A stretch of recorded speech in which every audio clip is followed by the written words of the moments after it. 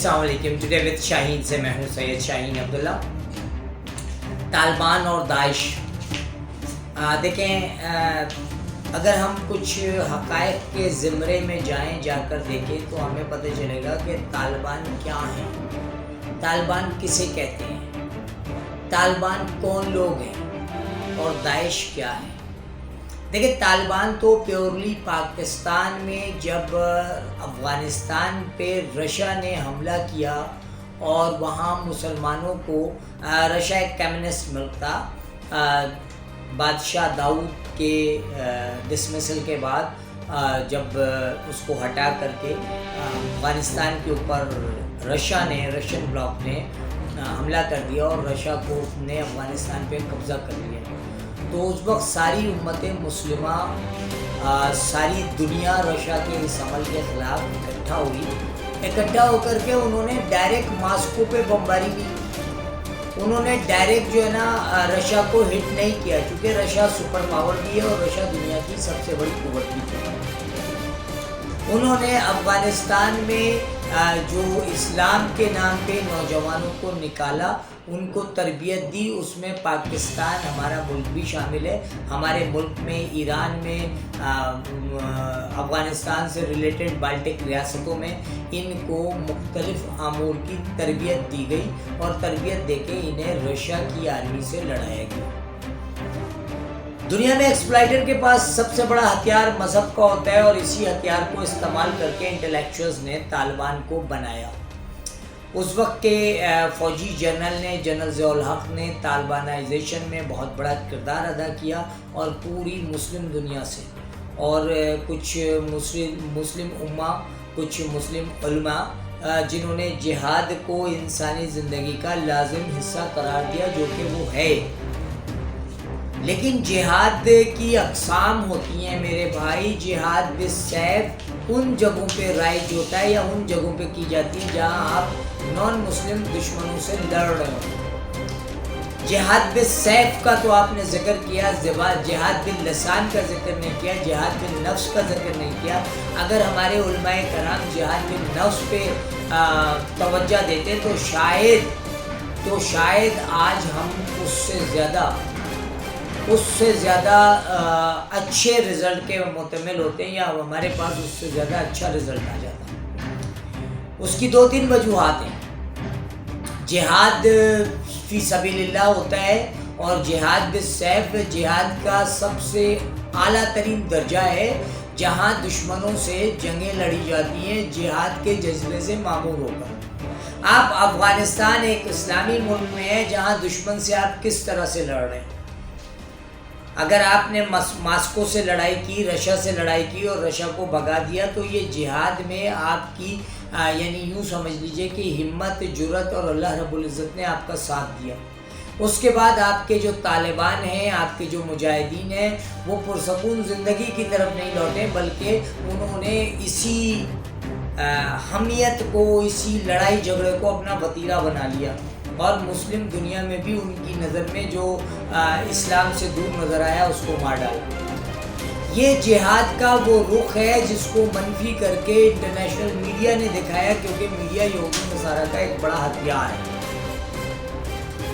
دیکھیں اب اس کو ایک فیشن کی شکل دے دی گئی، اس جہاد کو ایک فیشن کی شکل دے کے یورپ اور امریکہ اور دیگر ریاستوں میں جو فارغ البال مسلمان تھے، انہوں نے جہاد کی اہمیت پہ لٹریچر پڑھا اور پریکٹیکلی ایڈونچرزم کے شوق میں جہاد کے نام پر داعش بنا ڈالی، جس کا جہاد سے کوئی تعلق نہیں ہے. یہ یوں سمجھ لیجئے کہ ڈیپ ڈپریشن کا شکار وہ لوگ جن کے پاس کرنے کو کچھ نہیں تھا، انہوں نے داعش کے نام پہ ہتھیار اٹھا لیے اور مسلم ممالک میں قتل و غارت کی ایک وہ پھیلا دیا.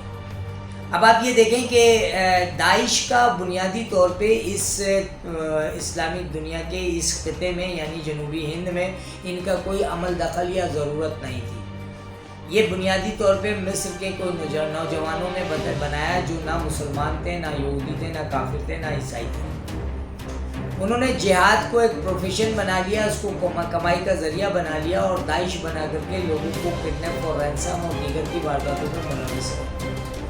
یہ خوف کی علامت ساری دنیا میں بن گئے. اسلام کا انتہائی خوبصورت چہرہ انہوں نے داغدار کر دیا. اور اس کا ثبوت یہ ہے کہ افغانستان میں داعش سے لا تعلقی کا اظہار کیا افغان طالبان نے. اور یہ افغانستان میں جو طالبان لڑ رہے ہیں یہ صرف افغانستان کے طالبان نہیں ہیں، وہ ساری دنیا کے طالبان ہیں. اصل میں جنرل اختر عبد الرحمن صاحب نے مجاہدین کو اور مجاہدی تنظیموں کو سرکاری آشرواد دی. سرکاری سطح پہ پشاور میں، پنجاب میں، لاہور میں ان کے کیمپ بنائے گئے جہاں ان کو تربیت دی گئی. جب انہیں تربیت دی گئی تو یہ under the advise of the Pakistan military انہوں نے جہاد میں گئے اور اب USSR جیسی بڑی قوت کو انہوں نے سرنگو کیا. وہ جہاد کا ایک صحیح کانسیپٹ تھا، صحیح رخ تھا، لیکن اس کے بعد جہاد جب آپ کے دائرہ کار سے نکل گیا تو اس کے بعد پھر یہ ہوا کہ جہاد کے نام پر بہت زیادہ غنڈہ گردیاں اور بے وقوفیاں کی گئیں، جس کا خمیازہ عالم اسلام کو بھگتنا پڑا. جہاد تو یعنی ہمارے مذہبی شاعر کا رکن ہے اور سب سے اہم اور افضل رکن ہے، لیکن جہاد اللہ کے لیے کیا جاتا ہے، اللہ کے قانون کے لیے کیا جاتا ہے. جہاد ذاتی مفادات کے لیے نہیں کیا جاتا ہے، وہ جہاد نہیں ہے، وہ قتل و غارت گری ہے. اب آپ جا کر کے کسی شخص کو، کسی امیر کو چھڑانے کے لیے سوسائڈ بومبنگ کر رہے ہیں تو وہ جہاد نہیں ہے. وہ جہاد کا دور دور تک اس میں عنصر نہیں ہے، وہ صرف آپ کی ذاتی پسند اور ناپسند کا معاملہ ہے. اسی طرح داعش کی حرکتیں بھی. لیکن سوال یہ پیدا ہوتا ہے، دوسری دفعہ افغانستان سے روسی فوجوں کے انخلا کے بعد بہت بڑی تعداد میں امریکن ٹروپ بھی افغانستان کو چھوڑ کر بھاگ گئے. یہ کہنا بیکار ہوگا کہ وہ چلے گئے، وہ اپنے ملک کی اکنامیکل کنڈیشن کی وجہ کر گئے، وہ اپنے ملک کے پولیٹیکل یا سوشیو اکنامیکل ایڈوائس پر واپس گئے، لیکن وہ بہرحال افغانستان سے چلے گئے اور افغانستان ایک سالم بکرے کی طرح مجاہدین کے سامنے رکھ دیا. یہ تو عالمی دنیا کو اور بلکہ پوری دنیا کو پاکستان کا شکر گزار ہونا چاہیے کہ اس نے ان مجاہدین کو ایک دائرہ اخلاق کے درمیان لائے اور ان سے کہا کہ آپ حکومت کریں، آپ اسلامی نظام رائج کریں، لیکن یہ جو چوکوں پہ پھانسی دے دینا، یہ جو اسلام کا مسخ شدہ تصویر انٹرنیشنل میڈیا کو نہ دیں، ان کو وہ رخ نہ دکھائیں کہ جس سے اسلام کی کوئی بدنامی ہو. اور اسی سلسلے میں طالبان کمانڈرز نے داعش کو فوری طور پہ افغانستان چھوڑنے کا حکم دیا، جو کہ یقیناً انسانیت کی ایک بڑی فتح ہے. اب سوال یہ پیدا ہوتا ہے کہ داعش وہاں سے دیکھیں بیسیکلی شام، سیریا اور ان اطراف میں داعش کا کریشن ہوا ہے، اور داعش بنیادی طور پہ انہی اطراف سے نکل کے ساری دنیا میں یہ وہ طالبان لوگ ہیں جو زندگیوں سے بیزار ہیں، جو کہتے ہیں کہ جہاد کرنے میں وقت لگے گا، اس لیے کچھ کر کے ابھی کے ابھی اپنا نام رقم کر دو. تو افغانستان کے کمانڈرز نے، افغانستان کی جو انتظامیہ ہے اس نے اور طالبان کمانڈرز نے یہ بات طے کی کہ داعش کا کوئی وجود یہاں نہیں رہے گا، جو یقیناً انسانیت کی بہت بڑی فتح ہے.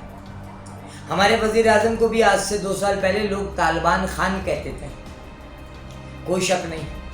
ایک عام آدمی یا ایک عام مسلمان طالبان سے جو محبت رکھتا ہے اس کی وجہ یہ ہے کہ طالبان بے سر و سامانی کے عالم میں افغانستان سے رشین فوجوں کو بھگایا، پھر افغانستان سے امریکن فوجوں کو بھگایا، جو کہ یقیناً ایک بڑی تاریخ رقم کی گئی.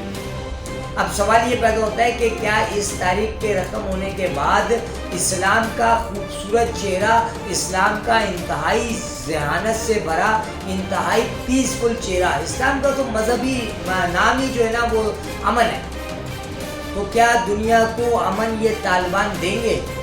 یا حضرت شاہ نعمت اللہ ولی کرمانی رحمۃ اللہ علیہ کی کیا وہ جو ان کی پریڈیکیشنز ہیں وہ صحیح ہوں گی کہ غزنی اور ہرات سے نکلے والی قوتیں پوری دنیا میں اسلام کا بول بالا کریں گی؟